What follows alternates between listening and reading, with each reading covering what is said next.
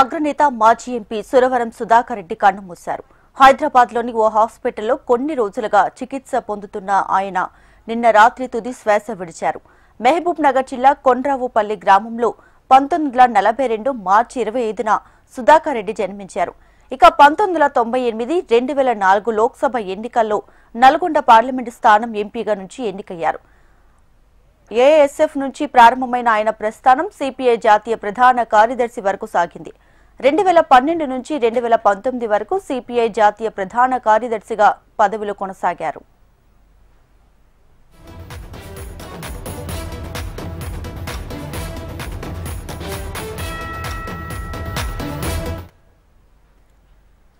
సురవరం సుధాకర్ రెడ్డి తండ్రి వెంకట్రామిరెడ్డి స్వాతంత్ర సమరయోధుడు. ఆయన తెలంగాణ సాయుధ పోరాటంలోనూ పాల్గొన్నారు.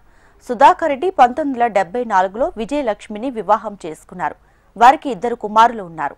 కర్నూలులోని ఉస్మానియా కళాశాల నుంచి BA చేశారు. అనంతరం ఉస్మానియా విశ్వవిద్యాలయంలో LLB పట్టా పొందారు.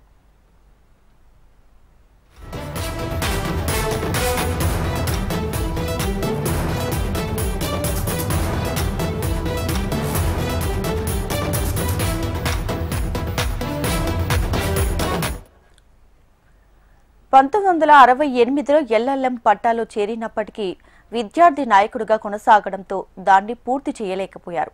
సురవరం సుధాకర్ రెడ్డి 1957లో కర్నూలులో చదువుతున్న సమయంలో పాఠశాలలో బ్లాక్ బోర్డ్స్, చాక్పీస్ ప్రాథమిక అవసరాల కోసం ఆయన ఆందోళన చేపట్టారు. ఇది కర్నూలులోని అన్ని పాఠశాలలకు విస్తరించి ఉద్యమంగా మారింది. ఇక 1960లో ఏఐఎస్ఎఫ్ కర్నూలు పట్టణ కార్యదర్శిగా ఎన్నికయ్యారు.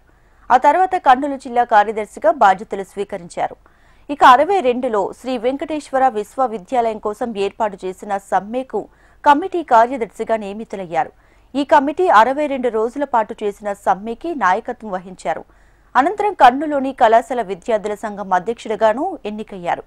ఇక 65లో ఉస్మానియా విశ్వవిద్యాలయంలో LLB చదువుతున్న సమయంలో జరిగినటువంటి విద్యార్థి సంఘం ఎన్నికల్లో కళాశాల ప్రధాన కార్యదర్శిగా ఎన్నికయ్యారు. ఈ ఎన్నికల ఫలితాల అనంతరం ఏఐఎస్ఎఫ్ ఆంధ్రప్రదేశ్ రాష్ట్ర బాధ్యతలను సురవరానికి అప్పగించారు. ఇక 66లో ఏఐఎస్ఎఫ్ జాతీయ ప్రధాన కార్యదర్శిగాను అయ్యారు. దీంతో ఆయన ఢిల్లీకి మకం మార్చారు. 69లో రెండోసారి ప్రధాన కార్యదర్శిగా తిరిగి ఎన్నికయ్యారు. ఇక 70లో ఏఐఎస్ఎఫ్, 1972లో ఏఐవైఎఫ్ కు జాతీయ అధ్యక్షుడయ్యారు సురవరం.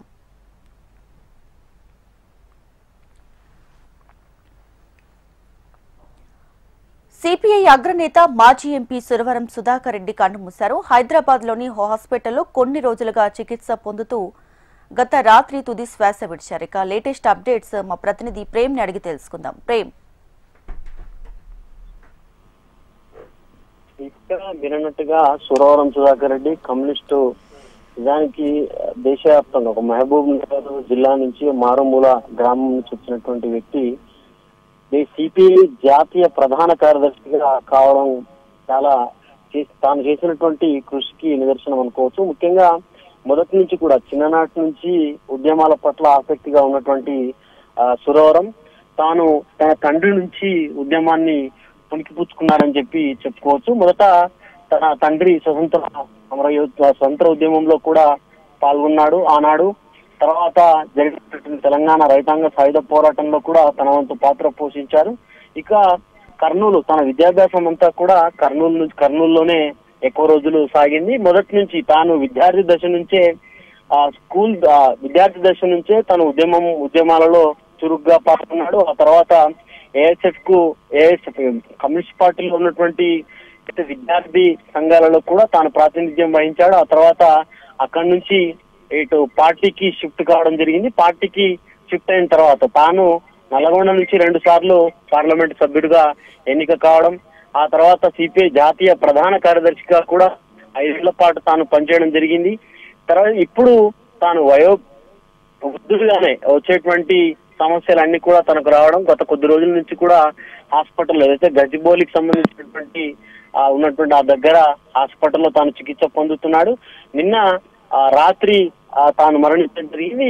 ఇప్పటికే రాష్ట్ర మహాసభ నేపథ్యంలో రాష్ట్రంలోని జాతీయ నాయకులంతా కూడా ఉండడంతో రాత్రి వెళ్లి అక్కడ నివాళులు అర్పించారు. వారి కుటుంబాన్ని కూడా ఓదార్చారు. రాజాతో పాటు సిపిఐ జాతీయ కార్యదర్శి నారాయణ, రాష్ట్రానికి సంబంధించినటువంటి కార్యదర్శి, రాష్ట్ర నేతలంతా కూడా వెళ్ళడం జరిగింది. ఇక వారి కుమారుడు విదేశాల్లో ఉండడంతో రేపు మధ్యాహ్నం పొద్దుటి నుంచి మధ్యాహ్నం వరకు కూడా మగ్దుం భవన్ లో ఇటు కామ్రేడ్స్ కోసం ఇటు కార్యకర్తలు, దాంతో పాటుగా అభిమానులు పెద్ద ఎత్తున నివాళులు అర్పిస్తారు. ఆ తర్వాత మొదటి నుంచి కూడా కమ్యూనిస్ట్ పార్టీలో ఉన్నటువంటి వారంతా వారి సిద్ధాంతాల మేరకు ఈ ఖననాలకు సంబంధించినటువంటి కార్యక్రమం ఏది కూడా ఉండదు. ఇటు వారి అయితే భౌతిక దేహాన్ని హాస్పిటల్ కూడా ఇవ్వడం జరిగింది.